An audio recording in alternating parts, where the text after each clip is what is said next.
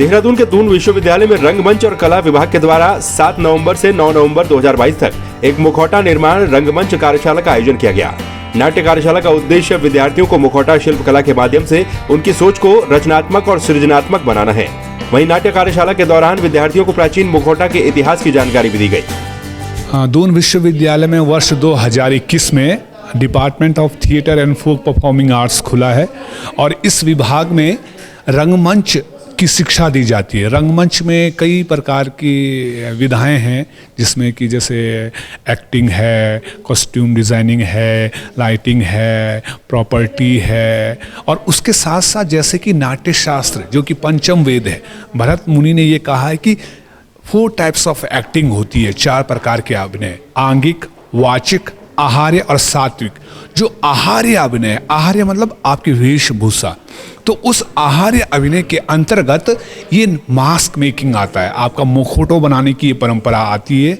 तो इसके माध्यम से हम आहार्य अभिनय, इस एक्टिंग के माध्यम से हम बच्चों को ये बताना चाहते हैं कि जो आपकी जो मास्क मेकिंग है उसको आप सीखें, ताकि आप एक्टिंग में इस मास्क को अलग अलग तरीके से यूज़ करें। और ये इसकी परंपरा भारत के विभिन्न लोक नाट्यों में भी दिखाई देती है, जैसे कथकली, भरतनाट्यम, कुचिपुड़ी, कुडियाट्टम। और विदेशों में अगर बात करें तो इसमें थाईलैंड और इंग्लैंड और ग्रीक, रोमन, यूनान, इन सभी देशों में मुखौटों पर भी बहुत सारी परंपराएं देखने को मिलती है। कार्यशाला में छात्रों को प्राचीन मुखौटों के बनाने की विधि से परिचय करवाया गया।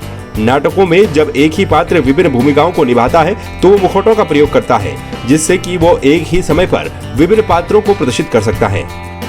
जैसा कि आप देख ही रहे हैं कि हमारी जो 3 दिन की वर्कशॉप थी उसका आखिरी दिन है, लेकिन हमें पता भी नहीं चला कि 3 दिन किस तरह से सृजनात्मक और रचनात्मक होते हुए बीत गए हमारे।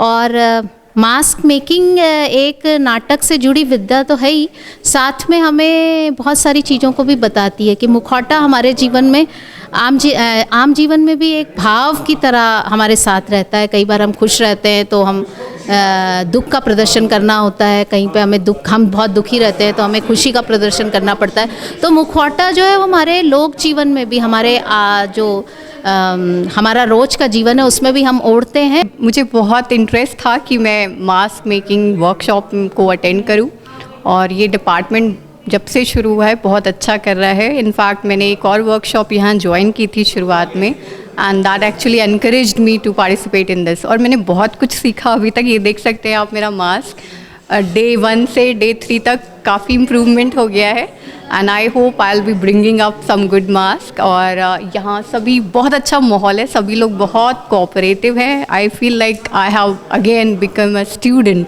हमने क्या किया, चार्ट पेपर था, चार्ट पेपर को कट किया 1-1 सेंटीमीटर के गैप में और फिर बहुत सारे स्टेप्स काटे हैं। स्टेप्स काटने के बाद हमने फेस का पूरा एक नाप लिया, देन उसके बाद पहले स्टेप में नाप लेके स्टेपल किया है। देन उसके बाद धीरे धीरे उसको फोरहेड में जैसे 4 उंगलियों का गैप था तो इसमें गैप देके हमने वो स्ट्रिप्स को राउंड में चिपकाया है, पूरा फिल करा है उसको ऐसे करके। और धीरे धीरे वो स्ट्रिप्स को कवर भी किया है हमने। तो कवर करने के बाद फिर वही न्यूज़पेपर्स और फेविकोल और पानी को मिक्स करके न्यूज़पेपर के टुकड़े टुकड़े करके उनको चिपकाया है। एक लेयर होने के बाद फिर दूसरी लेयर। अभी नोज़ को शेप दिया है, आइज़ कट होगी इसमें और आईब्रोज बनेंगे। तो उसके बाद मतलब जैसा भी हम देना चाहते हैं उसको शेप वैसा दे सकते हैं। और फेविकोल और पानी मिक्स करके एक फ़ायदा हुआ, ये हार्ड हो गया है। और अब इसके बाद देखते हैं सर क्या बताते हैं, फिर नेक्स्ट वही होगा। कार्यशाला के बारे में दून विश्वविद्यालय की कुलपति प्रोफेसर सुरेखा डंगवाल ने कहा कि इस तरह की कार्यशाला से विद्यार्थियों को पठन पाठन में एक नया दृष्टिकोण मिलता है और उन्हें अपनी प्रतिभाओं को प्रदर्शित करने का अवसर भी मिलता है। जो हमारा डिपार्टमेंट है फोक परफॉर्मिंग आर्ट एंड थिएटर, ये काफ़ी जब से हमने इसे खोला है, ये इस्टेब्लिश हुआ, इसमें बहुत क्रिएटिव एक्टिविटीज़ करवाते हैं और विशेषकर इसका महत्व एकेडमिकली तो है ही और अपनी विधा को बचाना, अपनी संस्कृति को बचाना और उसको उन्नत करना है, लेकिन उसके बाद इसकी इम्पोर्टेंस जो कोविड के बाद दून यूनिवर्सिटी के स्टूडेंट हैं और जैसा मुझे पता लगा है बाहर के स्टूडेंट को भी आप विभिन्न वर्कशॉप कराते रहते हैं, उन्हें पार्टिसिपेशन का मौका देते हैं। उससे बच्चों के अंदर जो एक डेडनेस सी आ गई, एक लेज़ी, एक कंफर्ट जोन में रहने की आदत आ गई, तो अगर वो थिएटर करें तो ये अपने आप में एक वैल्यू एडेड है किसी भी डिग्री के लिए, चाहे वो बच्चा 10+2 में हो या यहाँ BSc कर रहा हो, BCom कर रहा हो। मेरा अपना अनुभव ये कहता है कि थिएटर वर्कशॉप में बच्चों को ज़रूर पार्टिसिपेट कराना चाहिए। वहीं कार्यशाला को लेकर विभाग अध्यक्ष HC पुरोहित ने कहा कि कार्यशाला में छात्रों ने बढ़ चढ़कर प्रतिभाग किया और उन्हें आशा है कि उनके लिए ये कार्यशाला कई रूपों में लाभकारी होगी। मास्क मेकिंग की जो कार्यशाला है, ये हमारे विद्यार्थी जो थिएटर डिपार्टमेंट के अंदर जो मास्टर्स डिग्री प्रोग्राम के लिए जिनका एडमिशन है या जो मास्टर्स डिग्री के लिए यहाँ पर आए हैं, उनके लिए आयोजित की गई है विशेष तौर से, ताकि विद्यार्थियों के अंदर उस प्रकार के गुणों का विकास किया जा सके जिससे कि वो पब्लिक के बीच में जब कभी भी उनको रियल वर्ल्ड में इस तरह की सिचुएशन का सामना करना पड़े तो वो उससे रूबरू हों। क्योंकि मास्क मेकिंग एक तरह की कला है, एक तरह का नाटक है, प्ले है। तो नाटक में कहीं ना कहीं हम वास्तविक जीवन में जो घटनाक्रम घटित हो रहा होता है उसका चित्रण करते हैं।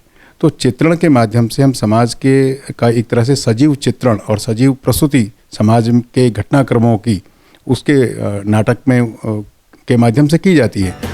इस अवसर पर doctor Harsh Doval, doctor Anjali Chauhan, doctor Naresh Mishra, doctor Somit Garg सहित कई विद्यार्थी मौजूद रहे। संवाद 365 के लिए दिविज बहुगुणा की रिपोर्ट।